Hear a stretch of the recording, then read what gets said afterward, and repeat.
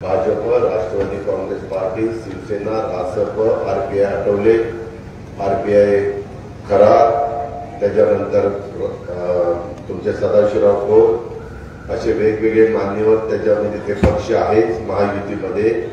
तुम्ही जिथं सभा असतात तिथं घड्याळाचं झेंडे असते, तिथं आम्हाला आरपीआयचे पण झेंडे दिसले पाहिजे, तिथं शिवसेनेचे पण धनुष्यबाणाचे दिसले पाहिजे, तिथं तुमच्या कमळाचे पण दिसले पाहिजे, रासपाचे पण दिसले पाहिजे. म्हणजे लोक ज्या मुद्द्याने पुन्हा सकाळपासून सगळ्यांना आहे, कृपा करून तुम्ही असं गैरसमज करू नका. त्याच्यामध्ये नसतील तर बारामतीतून मागून घ्या आजच्या आज, अशी माझी विनंती आहे. दुसरी, आजच्या सभेला उपस्थित असणारे आपले हर्षवर्धनजी पाटील, दत्तामामा बर्णे, यशवंत तात्या माने, माजी आमदार रामराव वरपुतेजी आपले इथं आत्ताच आलेले, त्यांचं स्वागत करतो. तसंच आमचे प्रवीण भैया माने, राजवर्धन पाटील, ॲडव्होकेट शरद जामदार, संजय गोटे, अशोक बडवे, हनुमंत कोकाटे, अंकिता पाटील, गजानन वागसे, मयूर पाटील, ॲडव्होकेट लक्ष्मण शिंगाडे, राजकुमार जठार, श्रीमंत ढोले, संदीप आदली, युवराज मस्के, डॉक्टर शशिकांत तरंगे, साधनाताई केकार, देवराज जाधव, माऊली चौरे, सीमाताई काळगे, दशरथ डोंगरे, दत्तात्रय करते, संगीता दंडवते, संदीप भोम, संतोष राजगुरू, बापूराव शेंडे, आमचे सचिन सपकर, सतीश पांढरे, गोरख आदली, बापू घाडगे, प्रवीण डोंगरे, निलेश देवकर, मच्छिंद्र चांदणे, वसंतराव मोहोळकर, लालासाहेब चांदणे, नानासाहेब शेंडे, दादासाहेब गडापुरे, अतुल जगडे, तुषार जाधव, तानाजी मारकर, ॲडव्होकेट सचिन राऊत, अण्णासाहेब कोकाटे, मनोज भोम, राजू भोम, कुंडलिक कचरे, अमर राऊत, रेवनाताई मुलानी, शालन भोम, मनसेचे राजू भोम, माऊली वाघमोडे, कुलदीप हेगडे, गणेश गाडगे, संतोष चव्हाण, महेश जठार, सचिन चांदणे, अभिजित गुरव, माणिक भोम, अर्जुन भोम, बबन पकाराडे, पांडुरंग हेगडे, रामभाऊ हेगडे, मनोहर पिसाळ, मयूर शिंदे, अंकुश जठार, विपुल बहादर. काय होतं, हर्षवर्धन पाटील म्हणतात ते आदित्य नावं घ्यायची, मला घ्यायला लावली बायकासारखी नावं आणि स्वतः मात्र पुरुषासारखं भाषण करतात. काय आहे का बघा तुम्ही, जरा गमतीचा भाग जाऊ द्या. परंतु माझ्या निमगाव केती परिसरातली महायुतीच्या सभेच्या निमित्तानं जमलेले महायुतीचे सर्व सन्माननीय आजी माजी पदाधिकारी, आज मला जुने दिवस आठवले. मला आठवते पवारसाहेब राज्याचे मुख्यमंत्री झाले 4 वेळेला आणि त्यावेळेस इथं हत्तीवरून साखर वाटली गेली. बापू तुम्हाला आठवत असेल, जुन्या लोकांनाही आठवत असेल. एक मोठी मिरवणूक काढली, जेव्हा पत्रकार बोलायलाही बसतात आणि कामालाही बसतात आणि त्याच्यावर हत्तीवरून मिरवणूक. म्हटलं का अप्पा? नाही म्हणजे आता पाणी येणार आहे. इकडं शेरगावकट काहीतरी पहिला होता, नाही शेरगावकट होता, नंतर संकट झाला. तर त्याच्यामध्ये तो काळ स्वर्गीय जमाप्पा असतील, स्वर्गीय एकनाथ तात्या हेगडे असतील, स्वर्गीय अण्णासाहेब हेगडे असतील, आमचे स्वर्गीय सोपानराव भोग असतील किंवा स्वर्गीय हिरालालजी शाह असतील, त्या सगळ्यांनी निमगाव केतकीच्या जडणघडणीमध्ये खूप मोठं योगदान या मान्यवरांचं आहे. परंतु काळाच्या दिवसात पुढे तुमचं माझं काही चालत नाही. ती वडीलधारी आज आपल्याला सोडून गेलेली आहेत. त्यांच्या आठवणी त्याच आपल्याला आता त्याच्यातच दिवस काढायचे. मी त्या सर्वांना भावपूर्ण श्रद्धांजली अर्पण करतो.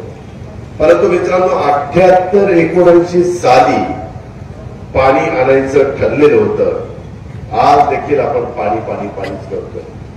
म्हणजे जवळपास ते 22 वर्ष आणि हे 24 वर्ष. 22 जुने 44, 1 वर्ष सोडा, 45 वर्ष झाली.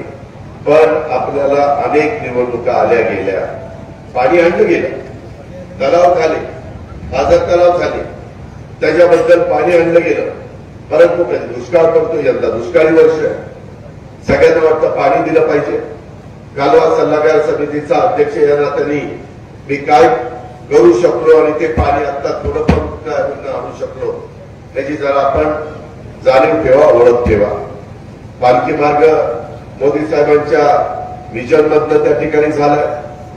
त्याच्यातून लोकांच्या थोड्या गैरसोयी झाल्या, काही ठिकाणी सोयी झाल्या. गावातले ज्यांचे रस्ते होते ते बाहेर न गेल्यानंतर त्याचा परिणाम बाजारपेठेवर कमी अधिक प्रमाणामध्ये होतो. परंतु गावामध्ये दुसरं काही उत्पन्नाचं साधन झाल्यानंतर निश्चितपणे त्याचाही फायदा माझ्या गावकऱ्यांना होतो, माझ्या व्यापारी बंधू भगिनींना होतो. मित्रांनो, आज बोलत असताना दत्तामामांनी हर्षवर्धन पाटलांनी बरंच सांगितलेलं आहे.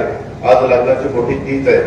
या प्रचंड संख्येने भर दुपारी आज 42 टेम्परेचर असताना तुम्ही जेवढी उपस्थिती दाखवली त्याबद्दल मी आपल्या सगळ्यांचं स्वागत पण करतो आणि महायुतीच्या वतीनं आभार देखील मानतो. मित्रांनो, ही निवडणूक गावकी भावकीची निवडणूक, ही देशाचं भवितव्य ठरवणारी निवडणूक आहे. मला आनंद कोकणने तुम्हाला सांगायचं आहे, जरा माझा निरोप आपल्या तालुक्यातल्या सगळ्या कर्मचाऱ्यांना, अधिकाऱ्यांना द्या. कुठल्या कर्मचाऱ्यांना, अधिकाऱ्यांना द्या ते तुमच्या लक्षात आलंय. आणि सोसायटीच्या पण सचिव लोकांना द्या. मी जरी आज बँकेमध्ये डायरेक्टर नसलो तरी माझं एवढंच बँकेत ऐकलं जातं. एवढंच. आणि इथं जे काही गप्पा आणतो, मी याव करेन, मी त्याव करेन, त्याला कधी काय करीन त्याच्यात त्यालाच कळायचं. त्याच्यामुळं मोदी साहेबांनी फार मेहनत करून त्या ठिकाणी तो निर्णय तिथपर्यंत आपल्या देशाला पोहोचवलेला आहे. त्यामुळं आपल्याकडे बघण्याचा दृष्टिकोन बदललेला आहे. आज आदराने भारताकडे बघितलं जातं. चंद्रयान आपण पाठवलं, मंगळयान आपण पाठवलं. हे सहजासहजी कुणाला जमलं नाही, ते मोदी साहेबांच्या सरकारने केलं. आज शेतकऱ्यांना पण ऊसाची FRP दरवेळेस वाढवून देतात. आज इन्कम टॅक्स आमच्या शेतकऱ्यांच्यावर टांगती तलवार होती, तो काढून टाकला, त्याचा दंड काढून टाकला. इथून पुढे FRP पेक्षा जास्त भाव दिला तर साखर आयुक्ताची परवानगी घ्यायची. त्यांनी परवानगी दिली तर त्याला इन्कम टॅक्स नाही. हे करोडो रुपयाचं माझ्या शेतकऱ्यांचं काम केलं. पूर्वी साखर किती रुपयांनी विकली जायची, भाव पडल्यानंतर इथल्या किराणा मालांना विचारा. भाव कमी असताना तिथं आता आदित्य किराणा स्टोअर त्यांनाही विचारा, 19 रुपये 20 रुपये साखर. आता 31 रुपयाच्या आत साखर विकायची नाही. त्याच्यावर काल आता साखर काहींनी विकली 35 रुपये 75 पैसे एस. हे कशामुळं? मोदी साहेबांच्या निर्णयामुळं. त्यामुळं माझ्या शेतकऱ्यांना आता भाव चांगले मिळायला लागलेले आहेत. कांद्याचा प्रश्न आहे, त्याच्यातनं आम्ही मार्ग काढतोय.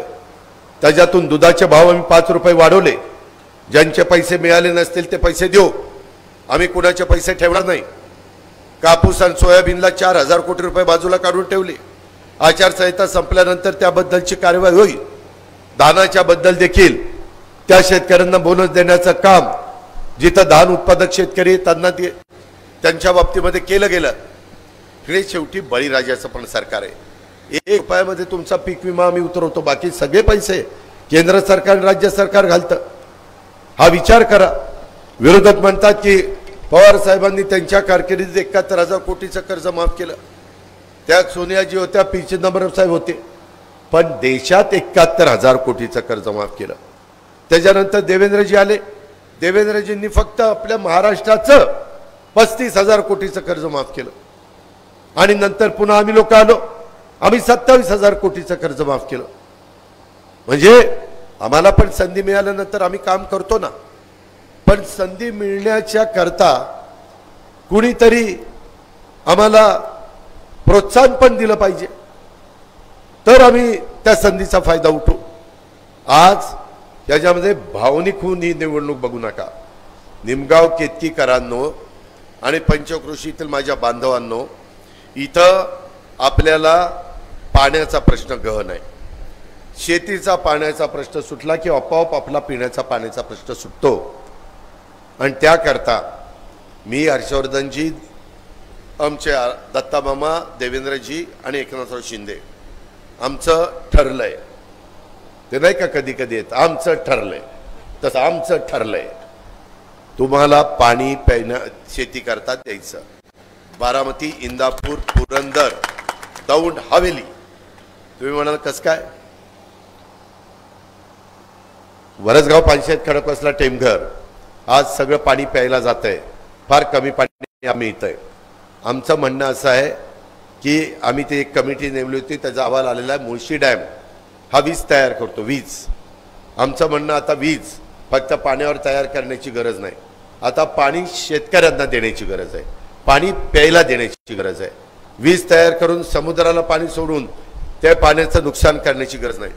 मग तुम्ही म्हणाल विजेचा प्रश्न कसा भरून काढणार? आता न्यूक्लिअरमधनं न्यूक्लिअर पॉवर ती आपण करू शकतो. विंड पॉवर वाऱ्यावर वीज, सूर्यावर वीज, सोलर पॉवर, त्याच्या संदर्भामध्ये आपण थर्मलवर वीज तयार करू शकतो. आणि जे साखर कारखाने आहेत त्याच्या बॅगॅसमधनं कोजन त्याच्यातनं पण वीज आपण तयार करू शकतो. असे अनेक प्रकार वीज तयार करायचे निर्माण झालेले आहेत. त्याच्यामुळं आमचं म्हणणं आहे की आता टाटानी मुळशीचं पाणी आमच्या पुण्याला प्यायला द्यावं आणि पुणे जे पाणी ज्याचा उल्लेख दत्तामामांनी केला जवळपास 20-22 TMC पाणी ते आम्हाला खाली यावं. तेवढं पाणी आल्यानंतर आपण अतिशय सुजलाम सुफलाम आपला सगळा भाग होईल. लोक एकदम खुश होऊन जातील. कुणाच्या तोंडातला घास आपण काढून घेतलेला नाही. कुठलं दुसरं पाणी मंजूर करायची गरज नाही. हे कसं करण्याकरता पैसा लागणार आहे. पैसा राज्याचा द्यायला मी तयार आहे, पण मला मर्यादा आहे. कारण आमच्या तिजोरीचं उत्पन्न बघूनच मी पैसे देणार. मग बाकीचे पैसे कुठून आणायचे तर केंद्राकडनं. मग केंद्रामध्ये बारामतीचा खासदार केंद्राला पाठिंबा देणारा निवडून गेला पाहिजे. मागं 10 वर्ष आताचे खासदार निवडून दिले, त्याच्यात आपला बारामती लोकसभा मतदारसंघाचा एवढा देखील फायदा झाला नाही, कारण ते विरोधी पक्षाचे खासदार होते.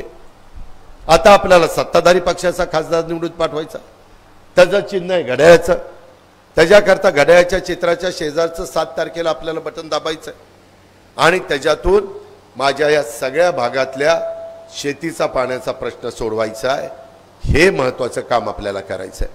आम्ही दुसरं तर लाकडी लिंबोडीचं 300 कोटीचं काम 17 गावांचं सुरू झालंय. तुम्ही जावा कधी उजनीला. आता आम्हाला नीरा नदीला पण बॅरेज म्हणजे केटीवेरचं बॅरेजमध्ये रूपांतर करायचंय. मी आता ट्रायल बेसला यंदाच्या बजेटमध्ये काही टाकणार आहे. 2 बॅरेज आपण उद्दटला आणि सोमंतणीला केलेत. जाऊन बघा. जर जायचं असेल तर उद्दटचा बंधारा तो बॅरेज म्हणजे एक छोटं धरणच आहे, तसं आपण करणार आहे. आणि या पद्धतीनं करण्याकरता आम्हाला केंद्र सरकारचा निधी पाहिजे. आम्ही उद्याच्याला तुम्ही जर ऐकलं, तुम्ही तुमच्या पुढच्या पिढीचं कल्याण करायचं ठरवलं तर तुम्ही घड्याळाच्या शेजारचं बटन दाबाल आणि ते दाबल्यानंतर आम्ही खासदाराच्या बरोबर जाऊ, पंतप्रधानांना भेटू, त्यांच्या इतर सहकाऱ्यांना भेटू आणि त्यांना सांगू की आता हे काम आम्हाला करून पाहिजे. काम होईल का नाही, काय अडचण आहे. काही निवडणुकीला मतं मिळवण्याच्या करता नाहीये. हे फार विचारपूर्वक सागर बंगल्यावर माझी हर्षवर्धनजी आणि देवेंद्र फडणवीस यांची बैठक झाली. तिथं पण आम्ही ह्या सगळ्याची चर्चा केली. एकनाथराव शिंदे बरोबर माझी बैठक झाली. परवा पंतप्रधान आपल्या पुण्याला आले असताना मी त्यांच्या जवळ बसलो होतो. त्यावेळेस आम्ही मधून अधून एकनाथराव शिंदे बोलत असताना चर्चा करायचो. त्यावेळेस ही चर्चा करत होतो, दुसरी नव्हती चर्चा करत, की आम्हाला ही मदत तुमची लागणार आहे. त्यांनी सांगितलं की काळजी करू नका, तशा प्रकारची मदत मी विदर्भात गोसीखुर्दला केली. मी टेंबू ताकारी म्हैसाळला, सांगली, सातारा आणि सोलापूर जिल्ह्याकरता केली. त्यांच्याकडे निधी आहे. निमगाव केतकीकरांनो, हे सगळं काम आपण केलं तर आपल्याला तरंगवाडीचा तलाव असेल किंवा कुठलेही तलाव असतील ते आपण भरू शकू. आपला शेटफळगडेचा तलाव आपण भरू शकू. शेटफळ हवेलीचा, मी चुकून गडे म्हणलं, हा तलाव भरू शकू. आपल्याला पाण्याची कमतरता मग भासणार नाही. फक्त आपल्याला काटकसरीनं मात्र पाण्याचा वापर करावा लागणार आहे. त्याकरता मगाशी या दोघांनी सांगितलं तशी ही निवडणूक त्या दृष्टिकोनातनं महत्त्वाची आहे. कारण आम्ही तर आता एकमेकाच्या विरोधात लढून थकलो. त्याच्यातनं त्यांनी तुम्हाला खुश करायचं, मी त्यांच्या विरोधात बोलून तुम्हाला खुश करायचं आणि तुम्ही म्हणायचं काय चाललंय बघा जोरात. त्याच्यातून विकासाचा प्रश्न सुटू शकत. आपल्याला आता बाबांनो विकास करायचा आणि तो विकास करण्याच्या करता आम्हाला सगळ्यांना बरोबर घेऊन जायचंय. म्हणून निमगाव केतकीकरांनो, माझी तुम्हाला आग्रहाची, नम्रतेची, कळकळीची विनंती आहे की ह्या संदर्भामध्ये केंद्र सरकारचा निधी महाराष्ट्राच्या आणि पुणे जिल्ह्याच्या विकासाच्या करता आणायचं काम आम्हीच लोक करणार आहोत इथं बसलेले. आणि आपण गाव पातळीवर विरोधाला विरोध करायचं म्हणून विरोधात काम करू नये. बऱ्याचशा गावात असतं, समजा मी या बाजूला असलो की तिथं बापू त्या बाजूला, का तर आमच्या दोघांच्या गावात पार्ट्या, त्याच्यातून काहीच साध्य होणार नाहीये. त्याच्या संदर्भामध्ये स्थानिक हेवे दावे तुम्ही सगळ्यांनी बाजूला ठेवा. एवढ्या निवडणुकीपुरतं तुम्ही आमचं ऐका. यामध्ये मला तुम्ही सगळ्यांनी महायुतीच्या उमेदवाराला मतदान रूपी सहकार्य करा आणि आपला एक खात्रीचा खासदार केंद्राचा निधी आणण्याच्या करता, केंद्राला रेल्वेचे प्रकल्प केंद्राकडनं मंजूर करण्याकरता, नॅशनल हायवेचे कामं करण्याकरता, जिथं समुद्र असेल तिथं बंदराची कामं करण्याकरता, विमानतळाची कामं करण्याच्या करता, मोठे मोठे प्रोजेक्ट मंजूर आणण्याच्या करता आपल्याला हे करायचंय. म्हणून माझी तुम्हाला विनंती आहे की आपण ते करा. माझ्या स्थानिक पातळीवरच्या कार्यकर्त्यांच्याकडनं यदा कदाचित काही चुका झाल्या असतील तर मी त्यांना माझ्या भाषेमध्ये ते सुधारणा करायला सांगेन, याची मी गवाही देईन. कधी कधी लोक म्हणतात दादा तुमचं हर्षवर्धनचं दत्तामामाचं काही नाही, पण तुमचे नावं घेऊन जी पुढारी येत ना तीच आम्हाला त्रास देतात आणि ती तुमचा प्रचार करतात म्हणून आमचा तुम्हाला विरोध. अरे पट्टे, अरे त्यांचा राग आमच्यावर कशाला काढता? आम्ही तुमचं काम करतो ना, आम्ही तुम्हाला मदत करतो ना, आम्ही तुम्हाला पाणी द्यायचं काम करतो ना. त्याच्यामध्ये या लोकसभेला जो कार्यकर्ता प्रामाणिकपणे कार्य करेल त्याला आम्ही पूर्णपणे सहकार्य करू. तुम्ही असं म्हणत आणू नका. आता इथं हर्षवर्धन पाटलांची एक पार्टी आणि आमची एक पार्टी, मग हर्षवर्धन पाटलांचे कार्यकर्ते काम करतायत, मग आपण कशाला करायचं? दोघंही काम करा, दोघंही एकतर्फी मतदान मिळून दाखवा.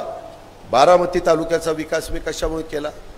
अहो 1,68,000चं मताधिक्य, सगळ्यांची डिपॉझिट जप्त म्हणल्यानंतर एवढा बोजा माझ्यावर पडतो की 5लाच खरवडून जागा होतोय आणि 6ला कामाला लागतोय.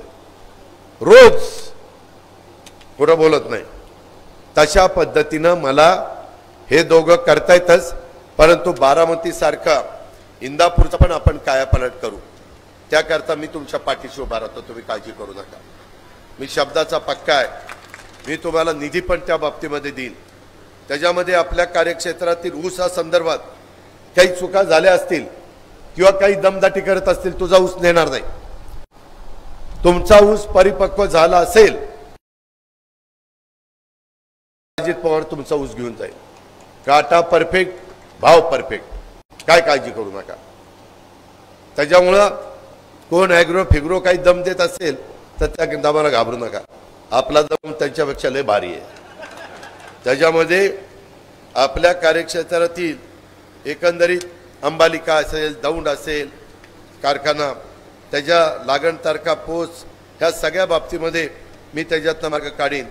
स्थानिक पातळीवर ज्या ठिकाणी आमचे कार्यकर्ते आहेत माझ्या नावाचा वापर करून खोट्या केसेस कुणावर लावत असतील तर त्या संदर्भात आणि विकासाला अडथळा निर्माण करत असतील, कधी मला कार्यकर्ते देतात, दादा आमचा रस्ता अडवलाय, दादा आमचं हे काम अडवलंय, दादा तुमचं ते काम अडवलंय, तर असले प्रकार मी माझ्या कार्यकर्त्याकडनं खपून घेणार नाही.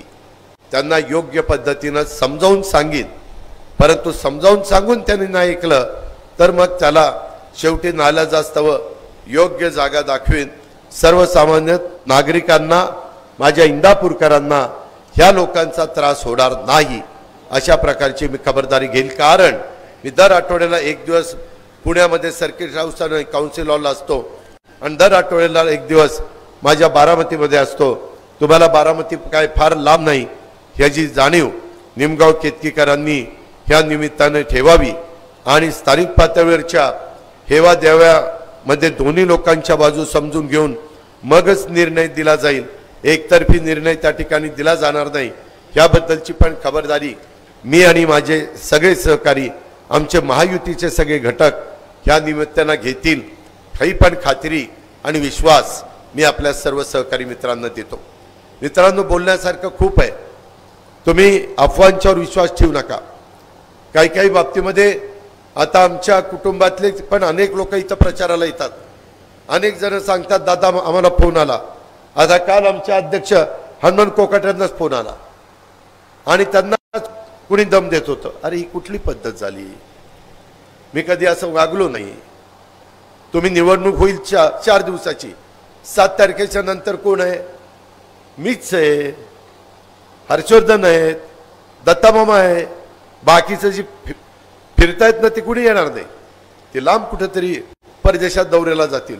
फार आता उष्णता इथं झालेली आहे, आता परदेशी दौरा करून येतो. असली ती सगळी जी आता उगवलीत ना, पावसाळ्यात कुत्र्याच्या छत्र्या कशा उगवतात तशी. मी माझं इलेक्शन होऊ द्या, त्या सगळ्यांना एकेकाला घेणार आहे, तोंडावर बोलणार आहे. अरे चाललेलो ते तुमची मस्ती म्हणलं.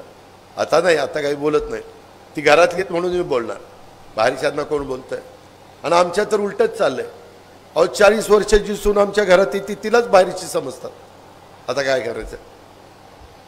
समजतात ती नाही. हे पटते का तुम्हाला? आया बहिणींना पटते का? सून आली की तिनं ते जे काही धान्य असतं ते माप असतं, पाहिली असती, शेर असतं, काय असतं ते माप ओलांडलं की ती त्या घरची लक्ष्मी झाली. त्याच्या संदर्भामध्ये निम्मी प्रॉपर्टी लगेच घरातली तिची झाली. इथं आता राजवर्धन बसलाय आणि अंकिता बसली. मगाशी या महाराजांनी मला सांगितलं, माझी जी काही प्रॉपर्टी आहे 50% अंकिताला दिली, 50% राजवर्धनला दिली. सांगितलं की नाही? किती तास झाले? किती तास झाले आपल्याला सांगितलं? ही वस्तुस्थिती आहे ना. शेवटी वडिलाला मुलीचं प्रेम असतात ना.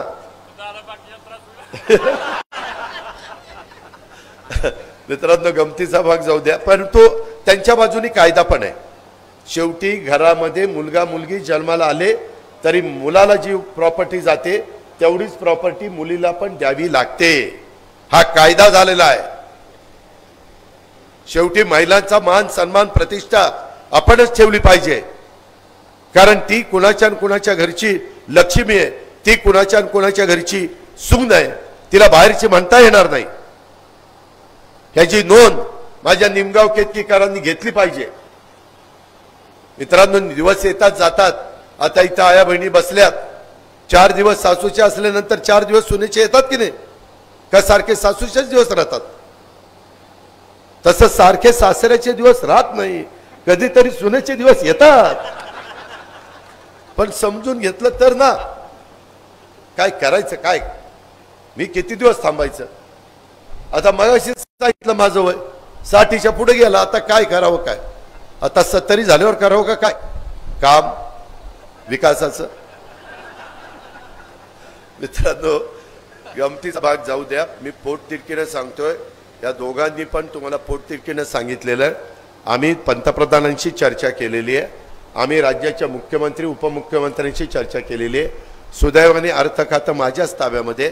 त्यामुळं आपलं हे कायमचं दुखणं दूर करायचं, माझं, हर्षवर्धनजींचं, दत्तामामाचं आणि आमच्या महायुतीचं स्वप्न आहे. आणि ते स्वप्न जर कृतीत आणायचं असेल तर ते तुमच्या हातात आहे. कसं? तर उद्याच्या 7 तारखेला घड्याळाच्या शेजारचं पहिल्याच मशीनमध्ये नंबर 2 ला आपलं नाव आहे आणि तिथं घड्याळाच्या शेजारचं बटन आहे. ते जर आपण दाबलं तर हर्षवर्धन पाटील, मगाशी तुम्ही मी दत्ता असताना गाडीत काय बोललो? तुम्ही म्हणला दादा आचारसंहिता मुंबईत आपण बसायचंच, म्हणलं की नाही? आचारसंहिता, मी कामाला वेळ लावणारा माणूस नाही. आपला झटपट निर्णय असतो. 1 गाव 2 तुकडे, बघू करू, याच या उद्या या मुंबईला झालं. त्याच्यातच वाटोळ होते त्याचं. बऱ्याचदा आता आचारसंहिता आहे, नाहीतर काम दिलं की मी लगेच अधिकाऱ्याला सांगतो लाव फोन. ते कसे काय म्हणायचे? लाव व्हिडिओ. तसं आपलं असतं, लाव फोन. आणि काम ह्या पद्धतीनं बाबांनो आम्ही शब्दाचे पक्के आहोत.